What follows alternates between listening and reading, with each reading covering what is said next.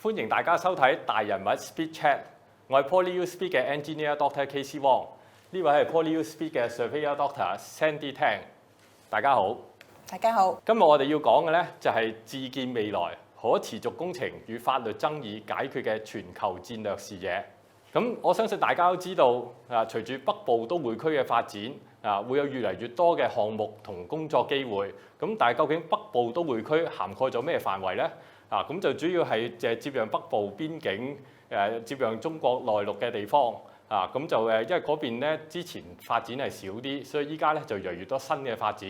咁嚟緊咧大部分項目咧都會喺嗰個範圍嗰度展開嘅。咁好明顯啦，咁要發展北部都會區，最明顯咧就係會有一啲樓會起出嚟啦。咁所以咧建造業啦，同埋同樓宇相關嘅行業咧都會有蓬勃嘅發展嘅。另外北部都會區，因為本來佢嘅基建唔係咁多，咁所以咧嚟緊都會有唔少嘅基建項目會發展出嚟啦。咁最明顯嘅基建，首先就係會係鐵路同公路。咁只要有鐵路同公路發展咗之後咧，咁其他啲樓宇房地產咧就會跟住一齊嚟發展㗎啦。咁同一時間，因為政府已經將北部都會區諗住發展成為一個創新科技嘅園地，咁亦都吸引到唔少大嘅企業嚟發展。咁所以喺嗰邊咧都會有唔少項目同埋工作機會嘅。而同一時間，因為北部都會區咧接近係邊境，咁喺邊境咧會有邊境嘅商業啦，同埋工業嘅發展㗎。咁同埋同一時間咧，因為牽涉兩地嘅專業服務咧，咁亦都會有啲高端嘅專業服務喺北部都會區展開嘅。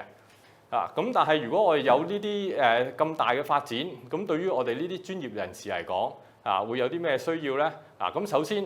就最明顯㗎啦，就係我依家喺個社會咧，就係對嗰個可持續發展嘅需求會多咗嘅。為咗提高大家對社會發展需求嗰個認知咧，咁我哋亦都要有相應嘅專業知識，先至可以應付到社會嘅需要。同一時間，我哋依家喺人工智能啦，同埋創新科技嘅需求亦都會大咗。咁所以呢方面嘅人才咧，亦都會有好大嘅需求啦。咁同一時間，北部都會區如果有咁多項目發展，咁佢亦都好需要精準有效嘅項目去展開，咁就可以避免到向開項目會有延期啦，或者超時啦，甚至係超出預算嘅情況出現。咁同埋咧，北部都會區始終係接駁去中國大陸咧，咁所以我哋需要一啲人才咧，就可以適應到唔同嘅文化嘅。同一時間，我亦都要有喺內地咧，會有一啲跨境嘅法律爭議。咁呢方面咧，咁我哋再遲少少咧就會講解嘅。咁因為社會對可持續發展嘅需求越嚟越關注啦，咁所以依家可持續發展咧已經由以前嘅4R，即係 reduce、reuse、recycle 同 renew，已經變為一啲由低污染去到成為零污染，甚至要一個零嘅碳足跡。同埋要有一啲可持續嘅設計啦，同埋一啲產品嘅創新。咁呢啲咧亦都帶嚟一啲綠色科技嘅機遇嘅。咁同埋同一時間，依家社會咧亦都慢慢需求嗰個綠色運輸嘅系統啦。咁所以喺北部都會區咧會有更加多嘅綠色運輸啦，例如電動車甚至無人駕駛嘅車咁仲有一啲電氣化嘅火車啦。咁呢啲亦都會有一定嘅需求嘅。咁同一時間咧，供應鏈管理亦都會慢慢由傳統大規模但係高污染嘅，變成一啲大規模但係低污染嘅情況啦。咁至於人工智能同埋創新科技，咁近年咧人工智能嘅應用已經多咗。咁人工智能其實除咗係應用一啲資訊科技之外咧，亦都應用喺商業啦。咁同一時間亦都有其他資訊保安嘅考慮，同埋有一啲創新嘅工作間嘅操作方法。咁因為依家人工智能咧，佢慢慢已經滲透到社會每一個角落。咁有好多創新嘅應用咧，我哋都要有一定嘅需求咧，先至會應用到出嚟嘅。同埋依家好多企業啦，甚至工作間咧已經慢慢有一個數碼轉型啦。就由傳統人口密集嘅方式咧，變為一個高自動化。咁人咧就主要係負責喺創新嘅方面咯。咁當然人工智能亦都會帶嚟一啲道德啦，同埋持續發展同埋管治嘅問題嘅。咁呢啲咧我哋都需要專業嘅人才咧，先至可以應付到喎。咁另外咧就係有效嘅項目管理啦。咁傳統嘅項目管理咧都係先由一啲專業人才着手，咁跟住慢慢發展成為一個項目經理。但係隨住我哋對項目嘅需求增加咗咧，我哋依家咧就要一啲項目管理嘅專才。咁佢咧就要有一定嘅領導能力啦，同埋可以有一啲策略管理嘅能力咧，可以等呢啲項目咧可以保證到佢嘅質素，同一時間亦都可以降低到佢嘅風險。咁亦都因為依家項目咧個規模大咗，牽涉嘅人多咗，咁所以我哋要關顧到唔同嘅持份者有啲咩需要啦。同一時間我哋亦都要理解到每一個項目咧，佢牽涉好多環節、好多步驟嘅。咁我哋就希望嗰啲項目咧就可以管理到唔同嘅工程環節，咁令每一個環節都可以順利展開啦。咁就有啲項目嘅資訊科技咧，亦都會隨住 AI 嘅發展咧，而同一時間發生嘅。咁至於如果我哋想知多啲城市發展同埋一啲法律爭議嘅帶嚟嘅機遇咧，咁我哋就要交俾測量師兜睇聽啦。唔該。OK， 唔該晒 Dr. Wong。咁咧頭先我哋都聽到好多關於AI 啊、projects 啊、新嘅管理模式各方面嘅機遇啦。咁咧而家咧我哋都可以同大家再分享多少少咧喺城市發展方面。咁大家都知道AI 帶嚟好多嘅機遇。咁 AI 係一個處理數據嘅非常之超級嘅模式，但係最終佢都要落地去應用。咁所以咧，其實 AI 喺建築方面啦、城市發展方面啦，都為我哋帶嚟好多機遇嘅。咁首先咧，我哋睇翻頭先Dr. Wong 提到我哋北部大都會區個發展，其實呢個咧將會為香港帶嚟一個前所未有嘅加速發展。咁如果大家都聽到發展局局長成日都講，我哋要提速提效去發展呢個新都會。呢個其實北部都會嘅發展咧，其實喺整個中國或者全球嚟講咧，係一個好策略性嘅發展嘅佈局嚟嘅。當然特別係喺香港同埋講緊大灣區。我哋講緊大灣區，我哋係要媲美全球一啲國際嘅灣區城市，喺各方面嘅城市互聯互通，互相去補足喺國際舞台上面競爭。而北部大都會正正就為我哋帶嚟呢個機遇，將香港帶到去另外一個新嘅舞台。咁喺呢個提速提效嘅過程裏邊咧，其實我哋需要好多嘅改革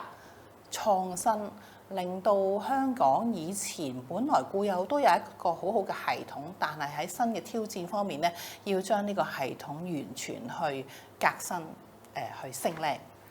咁首先就係喺我哋嘅一啲政策方面啦，你見到我哋其實以前傳統嘅賣地方式已經係比較慢，同埋比較唔能夠完全去融合到一啲最新嘅財務安排。所以如果你會見到而家我哋講緊已經啟動咗嘅，其實你會見到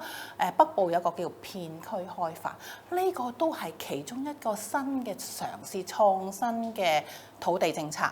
令到我哋能夠更有效咁樣去結合一啲私人參與同埋政府發展，同埋將來為社會帶嚟一啲更加多嘅創新機會，係啦。咁呢個係即係一啲土地政策方面嘅革新啦。點樣去善用空間啦？頭先 Dr. Wong 提到一啲新嘅 transport 一啲運輸系統啦，一啲全新嘅基建啦。啲基建系統點可以連接我哋原本嘅舊城區啦、原本嘅中環啦、九龍啦、新嘅北都啦，甚至去深圳啊、內地啊，整個大灣區。咁呢啲咧都會有好大量嘅基建工程係需要上馬嘅。咁而喺呢啲基建工程上馬，同埋一啲新嘅發展咧，又帶嚟更加多一啲融合咗一啲 AI 啊、新科技嘅發展。咁所以呢一個當大家諗係喎 AI 喎，咁其實除此之外咧，香港新個呢個北都會帶嚟一個前所未有嘅發展，將來會大約係1/3香港新嘅土地，係啦咁樣。咁另外一個啦，我哋有雙軌引擎。頭先講北到大都會為香港帶嚟一個全新嘅機遇、全新嘅發展空間。第二咧就係我哋喺我哋香港其實發展咗都有一段時間，好多樓宇都有超過係我哋講50年前開始發展香港高速發展。講緊而家我哋可能大家都聽到最近唔係幾開心嘅，譬如話火警啦，或者啲舊樓啦。咁其實我哋而家將會踏入另外一個咧，就係我哋點樣係喺市區重建維護現代化嘅另一個高峰期。我哋點樣喺我哋已經發展咗個地方裏邊，為佢哋帶入一個新嘅生命？點樣將佢 modernize？另外就係話，我哋一啲現有嘅樓宇，點樣去令到每一個市民喺裏邊都能夠住得更加安全安心？我哋最近又發現咗問題，以前我哋嘅 policy 好依賴啲業主、小業主們自己去做呢個管理啊、維修，我係發覺，呢個方法其實唔理想、唔妥當。咁而家我哋一齊政府就係諗緊一個全新嘅方法，點樣去賦權去幫助呢啲小業主，能夠喺佢哋住緊嘅樓宇裏邊，能夠真係有一個專業嘅維護、專業嘅更新嘅過程，能夠令到每一個市民喺呢啲現有嘅樓宇裏邊都住得安樂。呢個咧其實係需要我哋整體個系統裏邊嘅更新啦，有更加多嘅專業人士去幫佢哋。幫啲小業主去做呢啲，同埋加強嗰個監管啊！呢啲都需要大量嘅專業人士去支持呢一方面，能夠令到我哋將來香港嘅市民，除咗有兩方面啦，一方面喺北都有一個嶄新嘅城市，另一方面現有嘅居民喺佢現有嘅城市裏邊都能夠住得安心，同埋能夠更新。呢個係兩個好大嘅引擎嚟緊，我哋係同建築業相關嘅發展。咁除咗建築業之外咧，另外一樣嘢咧就係講緊我哋嘅調解糾紛啦。喺法律上邊咧，就大家都知道香港作為一個國際都會，其中一樣嘢好重要嘅就係我哋嘅法治體系。咁喺而家我哋都係行緊一國兩制，其中一個體系就係話我哋嘅法律制度係會保存嘅。我哋呢個 common law system， 我哋呢個普通法，我哋呢個喺全球大部分嘅普通法嘅國家都非常之承認，非常之有一個好好嘅公信力嘅體系，我哋係維持咗落嚟。呢個係香港其中一個得天獨厚嘅優勢。佢點樣聯通內地放眼世界，令到國際嘅投資者能夠安心喺香港，甚至喺內地去投資咧。一個完善嘅法律制度，呢個係非常非常之重要。咁呢個其實係喺香港嚟講係一個真係好得天獨厚嘅元素嚟嘅。咁亦都喺國家嘅發展政策裏邊，亦都睇到呢樣嘢，亦都會將香港定成為一個全球國際法律同埋呢個爭議解決嘅國際中心。其中一個例子就係最近嘅國際調解院係個總部設喺香港。呢個正證明就係香港將來喺全世界喺法律同埋呢個調解糾紛裏邊嗰個國際認受性。呢一個調解院係一個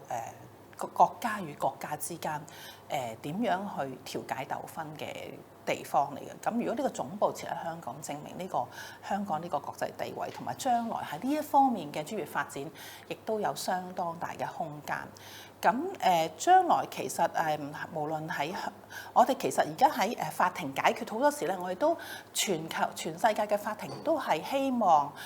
法庭集中處理一啲刑事啊或者其他嘅案件啦，而一啲商業嘅糾紛咧就會希望喺喺法庭以外用另外一啲模式去解決嘅。呢個係全世界法庭鼓吹緊嘅發展。咁香港喺呢方面咧，亦都發展得好好。無論我哋嘅 mediation 啦，或者 arbitration 嘅 service 啦，喺香港本身已經有一個非常之好嘅基礎。日後香港繼續成為呢個國際都會，喺法律同埋呢個調解同埋爭議糾紛方面去發展嘅時候咧，咁香港嘅調解啦、法律啦、仲裁嘅人員咧，佢唔單止可以喺香港執業服務，甚至特別係喺大灣區。整個大灣區裏邊咧，其實香港嘅調解員啊，都可以喺上面取得一個資格去發展。咁所以呢個係為將來有志從事呢一方面發展嘅專業人士咧，應該提高咗一個好大嘅空間。咁當然啦，仲有我哋嘅兩文三語啦，我哋嘅法律體系啦，呢啲都係為我哋將來香港我哋新生一代喺呢方面帶嚟一個非常之好嘅起步點，係啦。咁就頭先講翻啦，我哋喺法律方面咧，即係香港會嚟緊有兩個好大嘅引擎啦，一個就係新都市全新嘅發展，另外一個就係舊區賦能俾佢能夠興建一個更加好嘅家園。呢啲方面咧都需要好多具有規劃、建築、管理方面嘅專業人士，無論佢係管理同埋法律都需要。咁所以咧，呢度咧加強，譬如話我哋能夠喺嗰個整體嘅法律體系點樣去優化，同埋點樣去強化我哋管理我哋每一個建築項目。我諗我哋新嘅智能管理啦，安全範圍啦。呢啲各樣都係需要更加去革新、優化同埋執行我哋嘅法律管理系統。另外仲有一個最新嘅機遇咧，就係新嘅我哋嘅Security of Payment Ordinance 過咗之後咧，香港亦都會有一個新嘅 adjudication 嘅方法去幫一啲建築行業裏邊嘅人去調解佢哋嘅去處理佢哋嘅糾紛嘅。咁呢個亦都係一個新嘅專業，令到我哋喺香港有再一個新嘅機會發展啦。頭先講過喺仲裁方面，仲裁咧其實係一個法庭以外嘅另一個選擇嘅方法。咁喺仲裁裏邊咧，其實仲裁解決咗嘅商業糾紛啦、工程糾紛啦，其實喺法庭裏邊係承認嘅。咁所以呢個係亦都係一個好重要嘅環節。咁另外就係講緊話除咗仲裁之外咧，我哋政府應該另外再推一個就叫調解啦。喺我哋未去法庭之前，其實好多糾紛係可以透過調解去處理嘅。咁而好多法庭而家，當你去到法庭去做一個訴訟嘅時候咧，法庭都會建議你要先調解再訴訟。咁呢個又係為我哋帶嚟另外一個非常之好嘅發展空間啦。咁樣樣，咁係啦。咁就頭先講嘅無論Dr. Wong 同埋我分享嘅一啲喺